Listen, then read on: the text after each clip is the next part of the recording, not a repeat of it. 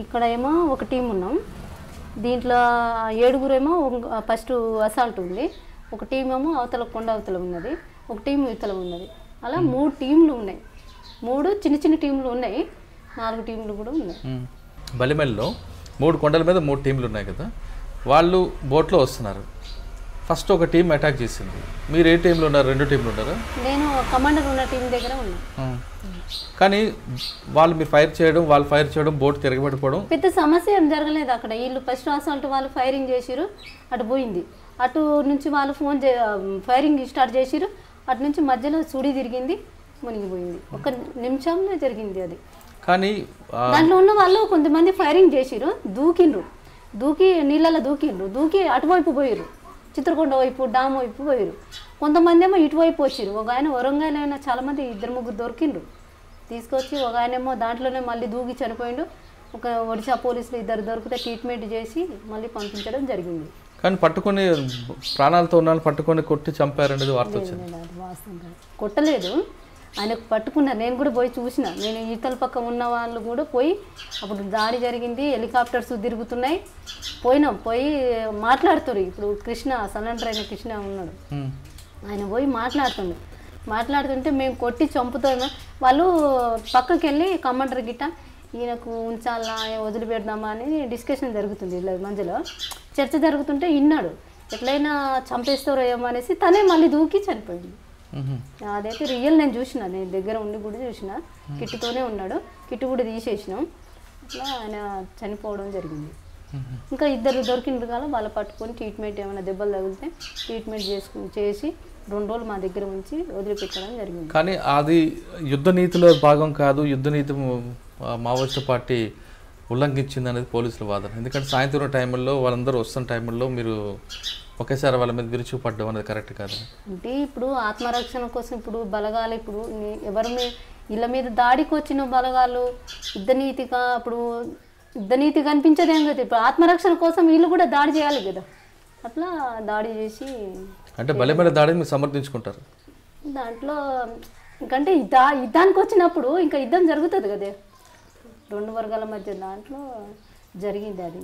అంటే బలిమెల జరిగిన తర్వాత దాదాపు 15 రోజులు పోలీసులు అక్కడే కోంబింగ్ చేశారు. ఆ 15 రోజులు మీరు ఎక్కడున్నారు? పక్కనే ఉన్నాం. పోలీసులు చూసారా? అంటే చూస్తే ఊరుకుంటారా? అంటే పక్కనే ఉన్నాం, వాళ్ళ కంట్లో పడకుండా మళ్ళీ ఇక్కడ గునుగురాయి అంటే విశాఖ అటువైపు వచ్చినాం. పక్కనే ఉన్నాం, పెద్ద దూరం ఏం లేదు. అంటే బలిమెల దాడి తర్వాత పోలీసులు ఖచ్చితంగా మీ మీద యాక్షన్ చేస్తారనే విషయం కనిపెట్టుంటారు. దాన్ని తప్పించుకోవడం ఏం చేసేవారు? అంటే తప్పించుకోండి అంటే ఇప్పుడు దెబ్బతిన్న వాళ్ళు మళ్ళీ రిటర్న్ దెబ్బ కొట్టడానికి అయితే చూస్తారు కదా ఎవరైనా కానీ. ఇప్పుడు మావోయిస్టులు అయినా కానీ, ఇప్పుడు పోలీసు వాళ్ళు గవర్నమెంట్ వాళ్ళైనా కానీ, ఇప్పుడు దెబ్బతిన్న వాళ్ళు మళ్ళీ రిటర్న్ కొట్టడానికి చూస్తారు. అలాగా వీళ్ళ ఆత్మరక్షణలో కూడా వీళ్ళు మరింత జాగ్రత్తలు తీసుకొని, పార్టీ కూడా తీసుకొని మళ్ళీ దూరం ఉండడం కానీ, జాగ్రత్తలు తీసుకోవడం కానీ, ప్రజలతోని అంటే సమాచారం రోజు తీసుకోవడం కానీ అట్లా చేసిరు. ఎంతకాలం ఉన్నారు మీరు బలిమెల ప్రాంతంలో? ఒక 20 రోజులు దాకా ఉన్నాం. తర్వాత మళ్ళీ వేరే పోయినాం. ఇంకా మీరు చేసిన ఇంకా యాక్షన్స్ ఏమన్నా గుర్తున్నవి? అంటే యాక్షన్ అంటే పెద్ద అంటే గునుకురాయి అంబుష్లో ఒకరు చనిపోయారు, దాంట్లో కూడా నేనే పార్ట్ ఉన్నాను. ఇంకా చిన్న ఫైరింగ్స్లో అయితే చాలా ఫైరింగ్లు జరిగినాయి. మళ్ళీ రీసెంట్లో నేను వచ్చేటప్పుడు కూడా అక్కడ పానిపోదర్ ఫైరింగ్ జరిగింది, తర్వాత కుంతిరిపోదర్ దగ్గర నైట్ ఫైరింగ్ జరిగింది, టిగ్రపాడ ఫైరింగ్ జరిగింది. అక్కడ కోరాపుట్లో చూసుకుంటే మంగళపురం దగ్గర 2 సార్లు ఫైరింగ్. ఎలా తప్పించుకున్నాం మనం? తప్పించుకున్నాను. పరిగెట్టడం కాదు, ఫైరింగ్తోనే తప్పించుకున్నాను. అందరితో పాటు నేను కూడా తప్పించుకున్నాను.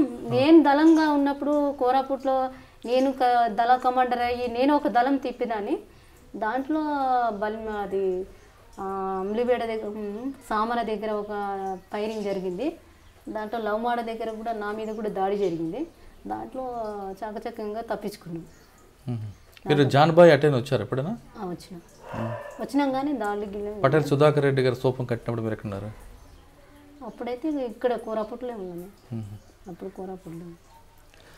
మీరు పార్టీలో ఉన్న టైంలో సాధారణంగా పార్టీలో బయట నుంచి వచ్చిన వ్యక్తులు కానీ లోపల ఉన్న వ్యక్తులు కానీ ఒకరికొకరు ప్రేమించుకొని పార్టీ అనుమతితో పెళ్లి చేసుకుంటారు. మరి మీ కార్యక్రమం కార్యక్రమం అంటే మీరు ఎవరిని వివాహం చేసుకోలేదు? చేసుకో ఆయన చనిపోయింది. ఎలాగా? రామ్ కూడా ఫైరింగ్లో చనిపోయింది. అయ్యో, ఎలాగా? మీరు అక్కడ ఉన్నారు అప్పుడు? అవును. మీరు ఎస్కేప్ అయ్యారు, ఆయన చనిపోయారా? ఏం పేరు ఆయన పేరు? కిరణ్. పూర్తి పేరు? ఇంకా వాళ్ళ ఇంకాన్ని అడగమ్మ. కిరణ్ అని పార్టీలో కిరణ్. అంటే మీరు కళ్ళ ముందు జరిగిందా? అవును. రామ్ కూడా ఫైరింగ్లో నేను కూడా పార్టీ ఉన్నాను. దాంట్లో తప్పించుకున్న నైటు అక్కడే ఉన్నాను. వాళ్ళు శవాలు తీసుకుపోయినప్పుడు కూడా ఇద్దరం వేరే పక్క పోయినాం. మేము ఒక మిలిసా కామ్రేడు నేను పోయినాం. అక్కడ 31 మంది చనిపోవడం జరిగింది. మళ్ళీ ఆ నైటు మళ్ళీ అక్కడ నుంచి మేము రిట్రీట్ అయ్యి మళ్ళీ ఏరకొండకు వచ్చినాక కూడా ఫైరింగ్ జరిగింది. 2 రోజులు అక్కడే ఆ కొండకే ఉన్నాను నేను. 3వ రోజు వచ్చిన, బయటకు వచ్చిన. అంటే సహచరుడు కోల్పోయిన తర్వాత పార్టీలు ఉండాలనిపించిందా, లేదా బయట అక్కడే ఉండి పోరాటం చేయాలి? ఏం లేదు, 1 సంవత్సరం దాకా అట్లా ఉండడం జరిగింది. ఇక మన అసలు విషయానికి వస్తే, పార్టీలో మీరు ఎక్కువ కాలం ఉన్నారు, దాదాపు 14-16 సంవత్సరాలు ఉన్నారు. పార్టీ ఆ ఏరియాలో దండకార్యంలో ఎక్కువ ఆదివాసీల పోరాటం కోసం ఎక్కువ పోరాటం చేస్తుంది దాదాపు 40 సంవత్సరాల నుంచి. మరి ఆదివాసీలకు చేస్తున్నప్పుడు ఆదివాసీ పోరాట సమితి అని పేరు ఎందుకు పెట్టకూడదు? ఆదివాసీ పోరాట సమితి అంటే అక్కడ ఇప్పుడు కటాప్లో ఉన్నది బిచ్చనాల్చి ఏరియా కమిటీ అని పెట్టారు. ఎందుకంటే బిచ్చనాల్చి అంటే ఏం లేను ప్రజలు అక్కడ, ఏం ఒక ప్రభుత్వం సంబంధించింది సంస్కరణలు కానీ వాళ్ళ ప్రభుత్వ అభివృద్ధి కానీ దైనందిన సమస్యలు కానీ విద్యా వైద్యం కానీ ఏం లేవు. కోరాపుట్లో ఏం లేవు. తర్వాత ఇక్కడ కటాప్ ఏరియాలో కూడా పార్టీ వెళ్ళినాక పార్టీ డిమాండ్లతో కొద్దిగా ఆర్ఎంపీ డాక్టర్లు పంపడం, అట్లా చిన్న చిన్న డాక్టర్లు పంపడం, అట్లా గవర్నమెంట్ తీసుకుంది. అట్లా అంటే వాళ్ళు ఆదివాసీ పోరాట సమితి అని పేరు ఎందుకు పెట్టుకోకూడదు అంటున్నా. అంటే ఆదివాసీ పోరాట సమితి అనేది దాంట్లో ప్రతి ఒక్క, ఇప్పుడు నేను పోతే నేను ఒక నా కులానికి ఒక పోరాటం, వేరే దానికి ఒక పోరాటం అట్లా ఉండదు దాంట్లో. అంటే కులాలు సంబంధించిన లేదు దాంట్లో. ముఖ్యం సమస్య మొత్తం సమస్య ఏంటిది అనేసి పరిశీలించి దాంట్లో చాసిమూల్య కమిటీ అని పెట్టిరు ఒకటి. అక్కడ ఆదివాసులతో కలిపి అంటే బిచ్చనాల్లో చాసిమూల్య కమిటీ అని పెట్టారు. ఎందుకంటే వ్యవసాయం మీద ఆధారపడుతురు కాబట్టి అక్కడ ఒక కమిటీ పెట్టడం జరిగింది. ఇప్పుడు ఆదివాసీ కమిటీ పెట్టడము కానీ పోరాట సమితి అని పెట్టడం కానీ అట్లా జరగదు. ఎందుకంటే ఇప్పుడు నేను మైనార్టీ పోరాట అది సంబంధించి పెట్టరు కదా, వ్యక్తిగతంగా పెట్టరు. పూర్తి సమస్య తీసుకొని దానికి విశ్లేషించి పై కమిటీ గుట్ట కూర్చొని దాంట్లో ఒక నిర్ణయం తీసుకొని ఏదైతే ముఖ్యంగా ఉన్నదో అక్కడ సమస్య దాని మీద తీసుకుంటారు. ఇప్పుడు మీరు ఉన్న కంపెనీలో కానీ మీరు పనిచేస్తున్న దళకంత ఇంట్లో కానీ మహిళలలో రాజకీయ చైతన్యం తీసుకురావడానికి కానీ లేదా ఆదివాసీ మహిళల్లో రాజకీయ చైతన్యం తీసుకురావడానికి మీరు ఏ విధంగా కృషి చేశారు? చాలా కృషి చేసి చాలామంది రిక్రూట్ చేసి కటాప్ ఏరియాలో ఈ ఎన్కౌంటర్ జరగకముందు రామ్ కూడా ఎన్కౌంటర్ జరగకపోతే ఒక లెవెల్గా ఉండేది ఉద్యమం అక్కడ. చాలామంది ఇప్పుడు నేను అంటే ఒక టార్గెట్ పెట్టుకున్నారు అందరు కూడా. అంటే ఒక్కొక్క ఏరియాలకు ఒక 6 నెలల్లో ఒక 10 మంది కన్నా అట్లా రిక్రూట్ చేయాలి అనేసి పై కమిటీ తీర్మానం ఇచ్చింది. అట్లా తీసుకున్నాం, ఒక స్పీడ్గా తీసుకున్నాం. రామ్ కూడా ఫైరింగ్ అయినాక చాలామంది ఇట్లా చనిపోవడం జరిగింది అక్కడి నుంచి. అయినా కానీ ప్రజలైతే ఇంకా బాగానే ఉన్నారు అప్పటికి కూడా. ఇంకా నేను హెల్త్ ప్రాబ్లం వచ్చినాక చిన్నగా అక్కడ అంటే పార్టీ అడవికే పరిమితి అయింది, మైదాన ప్రాంతాలు కనుమరుగైంది అంటారు, వాస్తవం కాదా? అక్కడ మైదాన ప్రాంతం కదా మొత్తం. అక్కడ కోరాపుట్లో అడవిలో ఉన్నది కానీ ఇప్పుడు దగ్గర ఇప్పుడు ముచ్చంపూడి దాకా తిరిగేటోళ్ళు.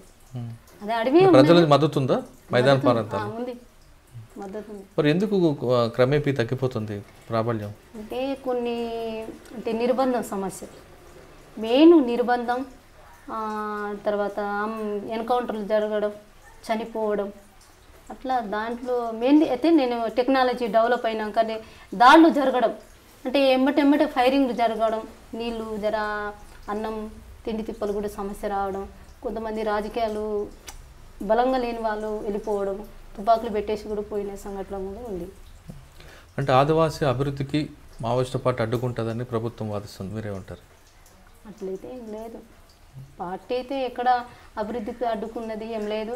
అంటే రోడ్లు వేసిన అడ్డుకుంటారు, లైట్లు పెట్టిన అడ్డుకుంటారు, అంటే ఇప్పుడు వాళ్ళకి మౌలిక సదుపాయాలు కల్పించాలన్న పార్టీ అడ్డుకుంటుంది, వాళ్ళ కాంట్రాక్టులు బెదిరించడం, ఇటువంటి సంఘటనలు చేయడం వల్ల ఆదివాసీ గ్రామాల్లో అభివృద్ధి ఆగిపోతుంది. దాని ప్రధాన కారణం మావోయిస్టు పార్టీ అని ప్రభుత్వం అంటది. అంటే అభివృద్ధి అంటే ఇన్ని రోజులు లేనిది ఇప్పుడు ఎందుకు సడన్ పార్టీ వచ్చినాక అభివృద్ధి పెరిగింది?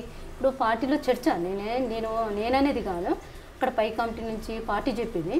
అంటే సడన్గా లేనిది ఎప్పుడు లేనిది ఇప్పుడు ఎందుకు వచ్చింది అభివృద్ధి? ఇప్పుడు గవర్నమెంట్కు ఎట్లా మేల్క తట్టింది అసలు అనేది వాళ్ళు చెప్పడము. రోడ్లు ఎందుకంటే పార్టీకి ఇక్కడ తరిమేసి ఇక్కడ ఉన్న ఓనర్లు తీసుకుపోవడానికి ఏమనేది ఒక సిద్ధాంతం కూడా ఉన్నది పార్టీ. అందుకు వ్యతిరేకించేవారా? దానికి వ్యతిరేకించారు. మీరు మీతో పాటు ఇంకొక సెంట్రల్ కమిటీకి సంబంధించిన కానీ ఒక మహిళ, ఆవిడ వేధింపుల నుండే పార్టీలో చాలామంది బయటకు వస్తున్నారనేది ఒక వార్త ఉంది. దాన్ని మీరేమంటారు? అంటే మహిళలు వేధింపులు అంటే చిన్న చిన్న ఇప్పుడు తప్పులు జరుగుతుంది. కమాండరు ఇప్పుడు కమాండర్ ఒక ఏరియా కమిటీలో ఒక నిర్ణయం తీసుకుంటారు, దానికి కట్టుబడి మనము పనులు చేసుకొని రావాలి. మన స్వయంగా నిర్ణయాలు తీసుకొని అంటే అక్కడ పరిస్థితి బట్టి తీసుకోవాలి, మనం తీసుకోవద్దు అంటున్నాం. ఇలా ఈ రోడ్డు మీద పోవాలి, ఇదే రోడ్డు మీద పోవాలి, పోయి మళ్ళీ కార్యక్రమాలు చేసుకురావాలంటే దాంట్లో పరిస్థితులు మారుతాయి. మారినప్పుడు మనం కూడా మన ఆలోచనలు కూడా మార్చుకొని మనం చాకచక్యంగా మన పనులు చేసుకురావాలి. అట్లా చిన్న చిన్న తప్పులు జరిగినప్పుడు అయితే కొద్దిగా గట్టిగా చెప్పడం కూడా ఉన్నది, లేదని పోకళ్ళు ఉన్నాయంటారు. చిన్న అంటే పెద్దగా లేవు, కొద్దిగా అయితే ఉన్నాయి. ఎవరు మహిళ? మహిళ అనేది నాకు అక్కడ వ్యక్తుల ద్వారా నాకు ఏం సమస్య ఎదురు కాలేదు. అందరూ చనిపోయారు ఇప్పుడు వాళ్ళు లేరు. చిన్న చిన్న సమస్యలు మహిళలతో కూడా వచ్చింది, కానీ వ్యక్తుల వారీగా ఇంకా చెప్పుకోలేము. చిన్న చిన్న సమస్యలు అయితే ఉన్నాయి. ఏఓబిలో మావోయిస్టు పార్టీకి ప్రజల మద్దతు ఉందా, తగ్గిందా, పెరుగుతుందా? నేను వచ్చినప్పటికైతే చాలా మద్దతు ఉండేది. నేను వచ్చినాక అయితే చూస్తే పరిస్థితులు చాలా మారిపోయినాయి. క్యాంపులు పెట్టి నేను తిరిగే ఏరియాలో మొత్తం కటాప్ ఏరియాలో మొత్తం క్యాంపులే పెట్టేసారు. పోలీస్ క్యాంప్ గురాసెట్టు పెట్టిండ్రు, అది అమరవీరుల స్తూపం కట్టినారు, భవనం కట్టిన అక్కడ కూడా అది దర్లబేడలో ఒక క్యాంపు పెట్టిరు, జంత్రిలో క్యాంపు పెట్టిరు, తర్వాత ఇక్కడ కోడిగుందులో ఒక క్యాంపు పెట్టిండ్రు. సో విపరీత క్యాంపులు పెట్టిరు, బూస్పుట్లో పెట్టిరు క్యాంపు. అంటే ప్రజల కోసం లోపలికి వెళ్ళారు మీరు. అనారోగ్య సమస్యలని ఇంకా వేరే సమస్యల నుంచి బయటకు వచ్చారు? నాకైతే మెయిన్ అయితే అనారోగ్య సమస్య వచ్చినాక సాకేతు నేను ఇంటికి వెళ్ళి అంటే నేను ఈ పార్టీలో పోయిన కాడి నుంచి మా అమ్మ రిలేషన్ అంటే మా అమ్మ వాళ్ళతో కాంటాక్ట్ లేదు అసలు నాకు, కొద్ది కూడా లేదు. నేను పార్టీలో పోయినా కానీ చూస్తానంటున్నా కానీ పార్టీ కల్పిస్తానది కానీ ఎప్పుడు కూడా నేను మా అమ్మ వాళ్ళకి చూడాలనేది ఏం లేదు. ఎప్పుడన్నా వీలుంటే పిలవండి లోపల చూస్తాననేసి ప్రపోజల్ పెట్టినాను నేను. అట్లా రామగూడ ఫైరింగ్ జరిగినాక పార్టీ రిలేషన్తో ఫోన్ నెంబరు తీసుకురావడం జరిగింది. ఫోన్ చేసి మా తమ్ముతో మాట్లాడితే మా అమ్మ వాళ్ళందరూ ఏడ్చినారు. కానీ అప్పటికీ హెల్త్ బాగాలేదు నాకు. ఇంకా సాకేత్కి నేను వెళ్ళిపోతానని ఇంటికి వెళ్ళిపోతానని చెప్పిన. సాకేతు నేను ఎప్పుడు చెప్పినా ఏ నెలలో చెప్పిన 3 నెలలు ఆపిరు నాకు, 3-4 నెలలు ఆపిరు. నువ్వు నిర్ణయం అట్లా ఆలోచించడం మంచి పద్ధతి కాదు, నీకు సమస్యలు పెద్ద ఏం లేదు, అనారోగ్యం చూపిస్తాం అనేసి అన్నారు. కాదు నేను పోతాననేసి ఇంకా నేను హెల్త్ ప్రాబ్లం బాగా అంటే వర్గ ప్రేమకు ఎక్కువగా ప్రాధాన్యత ఇచ్చే మావోయిస్ట్ పార్టీలో మరి వ్యక్తిగత ప్రేమకి హెల్త్ సహకరిస్తలేదు. బాగా జ్వరం రావడం, ఇంకా గ్యాస్, ఆరోగ్య సమస్య కాకుండా మీరు కన్నతల్లి తమ్ముడు మీద ఎక్కువగా ప్రేమ చూపించారు. అట్లా అని ప్రేమ అని కాదు, అప్పుడు మాట్లాడిన అదే టైంలో అన్నీ జరిగినాయి. నేను ఇంటికి పోతానని చెప్పిన టైం అదే, వాళ్ళు కూడా మాట్లాడిపించింది అప్పుడు ఆ టైంలో జరిగినాయి. ఏదో ఇంటికి వాళ్ళు మా అమ్మ వాళ్ళు మాట్లాడి ఏదో ఏడ్చిరు అనేదో నేను రాలేదు, అట్లా ఆ టైంలో జరిగినాయి అన్నీ. అంటే పార్టీ అనుమతి ఇచ్చిందా మీరు వెళ్ళిపోతానంటే? నేను వెళ్ళిపోతా అంటే 3 నెలలు టైం పెట్టింది. 3 నెలలు సాకైతే డైరెక్ట్ మాట్లాడిండు, ఉదయం మాట్లాడి వాళ్ళతోనే ఉండేదాన్ని నేను ఎక్కువ. నేను అక్కడ యోబిలో ఉన్నదంటే సాకేతు ఉదయ్ దయతోనే ఉన్నదాన్ని, వాళ్ళతోనే ఎక్కువ నాయకత్వంతో ఉన్నాను. ఏమన్నారు 3 నెలల తర్వాత? 3 నెలలు టైం పెట్టిరు, ఆలోచించుకొని నిర్ణయం తీసుకో, ఆలోచించే పద్ధతి మంచిది కాదు, ప్రజలకు ఇంకా ద్రోహం చేసినట్టయితే కదా అని చెప్పిరు కానీ నేను ఇంకా దాంట్లో అయితే నేను మార్చుకోలేదు. పోతానని చెప్తే పంపించారు. నేనైతే దొంగతనంగా పారిపోయి రాలే, పార్టీ పంపిస్తేనే నేను పోతా, పంపకుంటే ఎన్ని రోజులని ఉంటానని చెప్పిన. పార్టీ పంపిస్తేనే వచ్చినాను. ఎక్కడ సరెండర్ అయ్యారు? నాకు నల్గొండలే సార్. ఎవరి దగ్గర? రంగనాథ్ ఎస్పీ సార్ దగ్గర. అదే ఎస్పీ గారితో గతంలో ఫైట్ అయింది కదా మీరు, ఒక ఎక్స్చేంజ్ ఆఫ్ ఫైర్ తప్పించుకున్నారు మీరు నల్లమలలో. అవును. ఏమన్నారు అప్పుడు సార్? సార్ ఇంకా మాట్లాడి ఇంట్రగేషన్ చేసిరు, దాంట్లో కూడా చెప్పినాను. వచ్చిన తర్వాత మీకు రావాల్సిందన్నీ వచ్చాయి. అయితే ఇప్పుడు అయితే రివార్డ్ ఇచ్చారు, 4 ఎకరాల ల్యాండ్ ఇచ్చారు, అది పట్ట గిట్ట ఏం ఇవ్వలేదు, ఇంకా మిగతా ఏం రాలేదు. మీ సమస్యను పరిష్కారం ఏందో? సమస్య అంటే ఇప్పుడు ఇచ్చిన చెప్పిండ్రు కానీ ఇవ్వలేదు. ఏమన్నారు ఎస్పీ గారు? ఇస్తామని చెప్పారు. మీ మీ పాతల భూమి అది ఏమో మాట్లాడిండు, మళ్ళా కోర్టుకు 60 రోజుల టైం ఇచ్చారు, ఆ తర్వాత చేస్తామని చెప్పారు. ఇప్పుడు బయటకు వచ్చారు, ఇప్పుడు ఆరోగ్యం ఎలాగుంది మీకు? జర అక్కడ ఉన్న అప్పుడు కంటే ఇప్పుడు కొద్దిగా పర్లేదు. ఏం చేద్దాం అనుకుంటున్నా, మీ లక్ష్యం ఏంటి ఇప్పుడు? ఇప్పుడు లక్ష్యం అయితే అమ్మ నాన్నతోనే ఉంటా, ఫ్యామిలీకి. ఇప్పుడు మీరు వెళ్తున్నప్పుడు పరిస్థితి, గ్రామాల పరిస్థితులు వేరు, ఇప్పుడు గ్రామాల అభివృద్ధి చెందే ప్రభుత్వ పథకాల కింద వరకు వస్తున్నాయి. అప్పుడు ఉన్న పరిస్థితులు ఇప్పుడు లేవు, అది వాస్తవం కదా? ఇంత అభివృద్ధి చెందుతున్న ప్రాంతంలో ఇలాంటి సమస్యలు, చాలా సమస్యలు ఎదురవుతున్నప్పుడు మీలాగా అడవిలోకి వెళ్ళి తుపాకీ పట్టుకోవాలా, లేదు ప్రజాస్వామ్యబద్ధంగా పోరాటం చేయాలి? ఇప్పుడున్న పరిస్థితులు అయితే ఇప్పుడు ఎవరు తుపాకీ బట్టంత ఆలోచిస్తలేరు. అలాంటి పరిస్థితి ప్రభుత్వం కలిపి కొద్దిగా సమస్యలు ఉన్నాయి, ప్రభుత్వం దాంట్లో అమలు చేసే దాంట్లో కూడా ఉన్నాయి. ఇప్పుడున్న ఏ పని కష్టానికి సిద్ధపడాలి కదా, ఇప్పుడు కష్టానికి సిద్ధపడతలేదు. ఇప్పుడున్న టెక్నాలజీ, ఇప్పుడున్న ఈ సినిమాలు కానీ, తర్వాత ఈ సెల్ ఫోన్స్ కానీ వచ్చే ఎట్లనే ఒక 600 సంపాదించుకున్నా బతుకుదాం, ఆ కొండలలో పోయి మళ్ళీ ఎవరు కావాలి అన్నట్టుగా ఉన్నది. నేను పరిశీలించిన వరకు అయితే ఇప్పుడు అంటే విప్లవం అంటే నిండు భోజనం కాదు కదా, అలాగ కష్టాలు ఉంటాయి దాంట్లో. మనం మాట్లాడుకున్నారే 10 మంది కుర్రోళ్ళు కలిసి మాట్లాడుకున్నంతగా ఈజీగా అక్కడ ఉద్యమం కాదు, పార్టీలో పోవడం అంత ఈజీ కూడా కాదు. వాళ్ళు మస్తు మాట్లాడుకుంటారు, కానీ ఆచరణలో పోయి అమలు చేసేది చాలా ఉంటుంది. అలాగా అది లేదు, కనిపిస్తలేదు యూత్లో.